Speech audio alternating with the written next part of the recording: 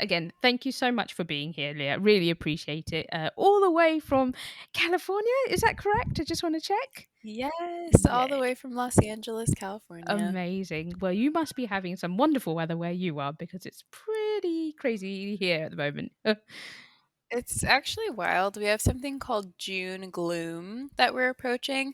So just June, a lot of people don't know, is just gloomy in Oh, Los Angeles. So shocking. We've done a yeah. role reversal because there's sun finally here. Clearly weird weather Mhm. going on, but obviously also wildfires is coming upon us soon, as I'm aware. So of course, this already feeds into some of the conversation we're about to have. So again, Leah, Mhm. thank you for first of all for writing this book that we will explain in a second. So without further ado, Leah Thomas is an eco-communicator. Yes, an environmentalist with a love for writing and creativity, based in the gloomy right now, but sunny usually California. She's passionate about advocating for and exploring the relationship between social justice and environmentalism. She first wrote about intersectional environmentalism in 2019, but gained international following after her post Environmentalists for Black Lives Matter in 2020. She's written for Vogue and Elle, amongst other places, and has been featured in Harper's Bazaar, W Magazine, Domino, Glamour, Teen Vogue, and on numerous podcasts. And she studied environmental science and worked for the US National Park Service and Patagonia before becoming a full time activist. The Intersectional Environmentalist: How to Dismantle Systems of Oppression to Protect People plus Planet is her first book. So, thank you so much, first of all. Very important work, indeed. So yeah, Thank you. really good. So I've got to ask. So, how did you first make that kind of connection between intersectionality and environmentalism? Was this something you realized straight away, or learn about it after studying it and seeing how people separate the two? Yeah, it's really interesting. It wasn't intentional by any means. I think just existing as a woman of color and a Black woman in the space, it just started to become really apparent. I studied environmental science and policy when I was in school. And to be honest, it was a very white program. There weren't a lot of people who looked like me in that program. And I naturally just started gravitating to projects that had to do with people of color and our relationship with the environment around us because I was just really interested in that. And also, when I started studying, this is when the Black Lives Matter movement kind of began in the United States. So, around 2014, 2015, there was an incident in Ferguson Mm, that of happened in course. my hometown Oh that wow. sparked the Black Lives Matter movement in many ways. So, when I was in school, I was also thinking about back home. So, I think that's why I started making the Mm, connection. And then I just got so shocked in my classroom when I kept seeing, oh my goodness, people of color, not just here, but globally, are experiencing the brunt of the climate crisis and environmental injustice. And there are a lot of organizations that are treating this like an optional add on mm. to environmentalism. So that's why I just wanted to find any way I could write about it, talk about it, increase awareness about environmental justice and more intersectional approaches to environmentalism and the people who have been doing that for a long time because there's a ton of people out there that have been trying to make noise about these intersections and it feels like now is the time for it, which is really exciting. Yeah, no, it was wonderful seeing all the different voices being showcased from all the different communities, and it was just fantastic because, again, I think both of us are aware that these communities have been there for a long time and have been talking about it for a long time. But obviously, since the mainstream has started looking at it a bit more, it suddenly gets a little bit pickup. But why do you think people actually understand the connection, like struggle to understand the connection between racism, social inequity, and climate change? That's a good question. I think when people think of the environment, because of so many documentaries about, men going out into the wilderness and summiting mountains or like doing whatever they do in the woods, I think people start to think that's what environmentalism Mm. looks like, or specifically conservation. Yeah. People are really familiar with, organizations like WWF, which is now shifting to care more about, climate justice, but that's their reference point when we're talking about environmentalism: animals, Mm. trees, wilderness spaces. And I think we've just gotten really far away from being able to reconcile with the fact that we are in nature every day. Mm. So even though we are in these homes, and we might not be off in the wilderness, some of us are, we're still interacting with nature each and every day. And because we are in nature and our communities are ecosystems, Mm. then racism and other systemic inequalities will interact with our natural environment. So I would say it's not the most straightforward thing for Mm. folks, but once I explain it to people, a lot of people are like, oh, yeah, that totally makes sense. Yeah, actually, that's a really good way of like talking about it. No, no, you're absolutely right. That makes total sense, actually. Because it's true. It's making that kind of connection is always really tricky. But somewhere in your head is correct. But it's like, how do I explain it? And so, similarly, like, how do you think privilege also gets in the way of a cohesive movement? Yeah, so if you have privilege, and there's different types of privilege, but wealth, for example, if you live in a wealthier area, you're more likely to be exposed to nature in your own neighborhood and then outside of your neighborhood. Mm. So, median income is connected to how many trees are in your neighborhood, how many parks are in your neighborhood, how clean and healthy your water and air is. So, if that's your everyday reality and you're Mm. walking outside and you're like, well, I always have access to parks. Everyone probably lives like this. Mm. And then even the ability to pay for vacations to go out into the wilderness or national parks and kind of create that relationship, and not understanding that that's something that not everyone can have. So, if that's a privilege that you have, it can be really easy to think that everyone else has that same access to nature, and hard to comprehend that that's not the case for everyone. Some people don't have enough trees in their Mm. neighborhoods to purify the air, or struggling with, different inequalities with air and water pollution. So that's one thing. And I think racial justice is Mm. also really important here with privilege, because if you are of a more privileged identity that is not presently being impacted by climate injustice, as many communities of color are in the present, Mm. then you have the privilege to think about the future in other ways that people can't now. So you Mm. might be dismissive if you're not well informed about environmental justice, and say, well, if we don't get this carbon out of the atmosphere, 50 years from now, my grandchildren won't have a home. Instead of thinking, okay, but there are people now whose Mm. homes are being, swept away by sea level rise, Mm. or all of these sorts of things. So privilege allows you to exist in future thinking in ways that people who are currently struggling with the day-to-day realities of environmental injustice aren't able to do in the same way. Oh God, yeah, absolutely. That makes total sense. Future thinking for sure, because it just brought up that idea of like Flint water scandal, which obviously is just utterly shocking. Like, it still blows my mind, but somehow doesn't surprise me massively either. So do you think these officials? I'm like, this is your opinion, of course, but did what they did because they think that there's less repercussions in community, sort of like color or whoever's vulnerable? Yeah, I think sometimes it is, really intentional, and sometimes maybe it's not as intentional. But people know what they can get away with. Mm. If there was unclean water in Orange County, California, that had lead in their water, I think city officials know very well that they would be sued, there would be litigation, there would be a huge controversy and national attention. Mm. So I think, unfortunately, when people view communities as not having power to rise up, all sorts of decisions are made that impact people's health and safety.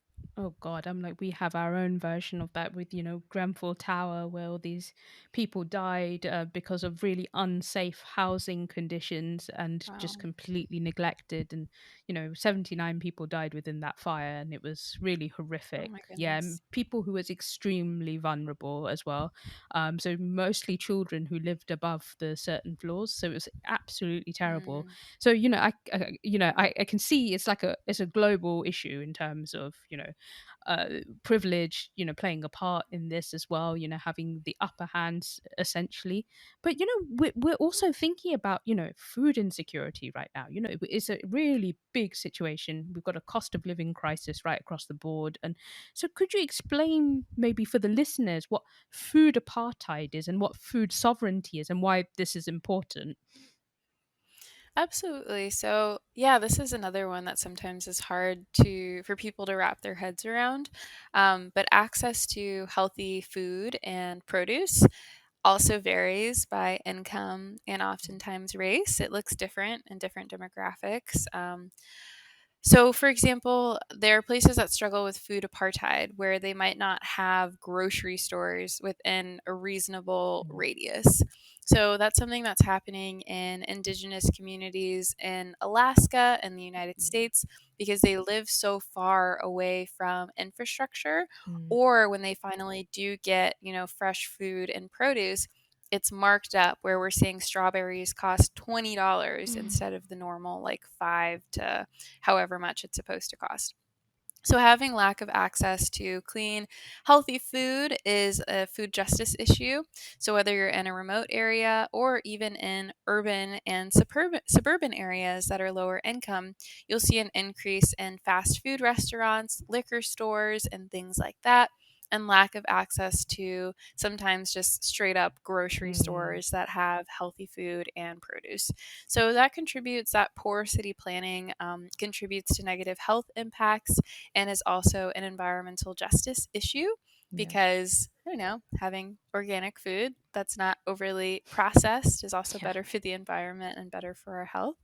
So that's one of many things, I guess, that has to do with food apartheid. Yeah, that's so interesting. It just actually reminded me of like a childhood memory of mine where when I was with my uncle in India, and he was saying that all the sunflower seed produce had, like, the prices had gone up massively because most of the good quality produce had been exported to Hmm. Western countries. And I guess this is where, food apartheid also and sovereignty comes in. But for yourself, what do you wish more people knew about the climate change challenges that everyone is facing at the moment? I would say that it's in the present. I think a lot of sustainability messaging or climate change messaging in particular was focusing on a future and what it could look like, and not enough of a focus of the present.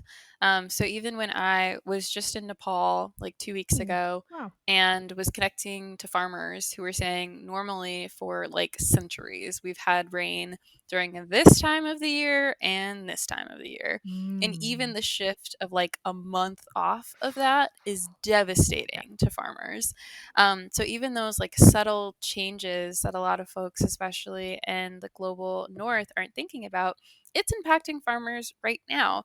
And then even just talking to them, like, yeah, this increased unusual rainfall led to this hill literally falling down or having they had like 200 micro emergencies, which are Whoa. essentially just like floods that might wipe out, a couple houses down the hill.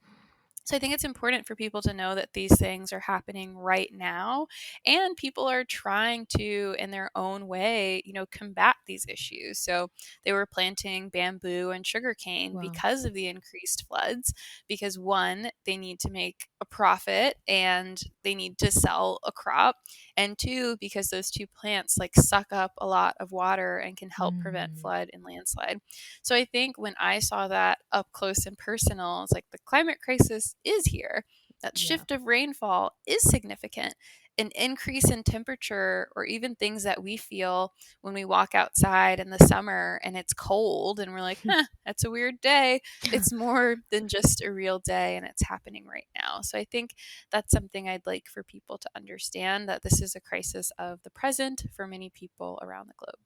Yeah. Oh God, that's it's frightening, isn't it? And you're right. It's as soon as you go out, you can see the difference. I remember it was like It's about like 15 degrees difference now of in India, where it's so cold in the summer and it's so hot. Yeah. Yeah, I mean it's so cold in the winter that there's been snow, which is just unheard of. And then Wow. summer where it's like blistering heat. So definite shift you can see, and there's no denying it. And the problem is the infrastructure's not built for such a massive change. And you know and the Hmm. thing is, obviously, I'm talking about India and places where again that we've been talking about huge amounts of pollution and things like that. But why have the demographics that have contributed maybe the least to climate crisis been hit hardest by like the climate burdens?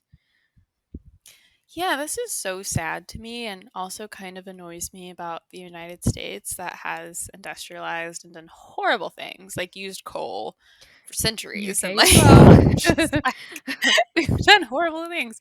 And then to be like everybody equally needs to stop, and like there are countries that are industrializing in their own way.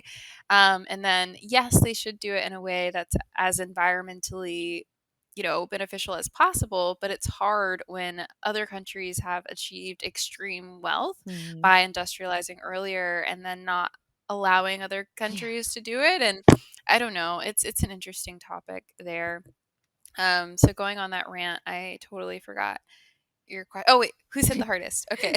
um, yeah, this is just so unfair, so unfair. But even when I think of something like sea level rise, Yeah. there's so many tiny like island nations that have done nothing, No. and they're going to have a loss of culture and way of life simply because of sea level rise, even though they're not polluting in the same way. I think a lot of it has to do with infrastructure. Mm, So communities that are closer to natural disasters like landslides or sea level rise, if mm, you're like right in an island, like you're very exposed to yeah. those changes, whereas certain places like we were talking about, even India and the United States, especially places that do have large urban populations where the infrastructure can be a little bit more adaptable. Mm, So if you're in the city and all of a sudden it's like raining more, maybe you'll have some devastating events that happen. Or if all of a sudden it's like 105 degrees Fahrenheit, not yeah. Celsius, Yeah. um,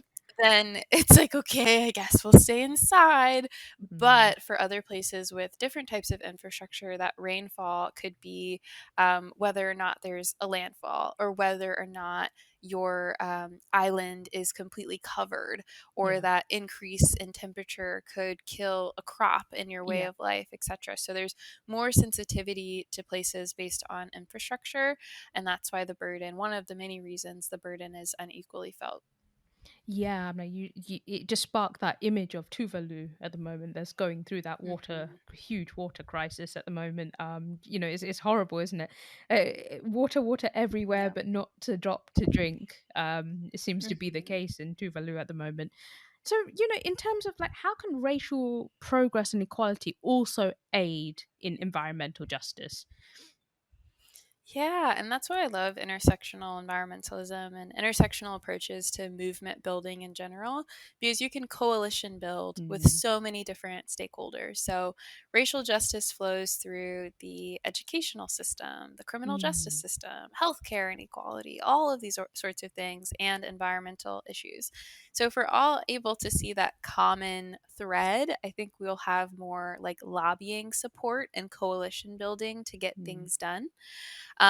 So yeah, if we tackle things like racial inequality and factor in how different communities, I guess to give like a case study example, in the US specifically, as of a couple years ago, so we have the climate policy, the Clean Air Act, but in Black communities, for example, around 70% of Black Americans live in counties that frequently violate federal air quality standards.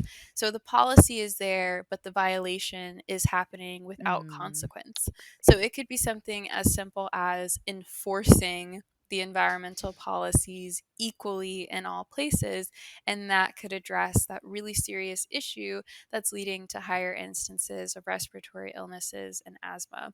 So, like, proper enforcement, I think, is really important to tackling racial inequality. So, that's just one case study.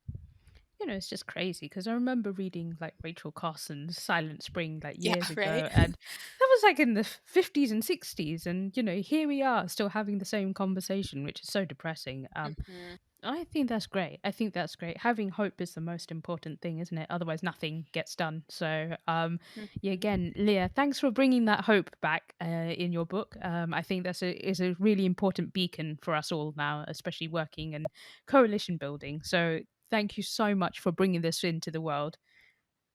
Thank you. Yeah, thanks for having me.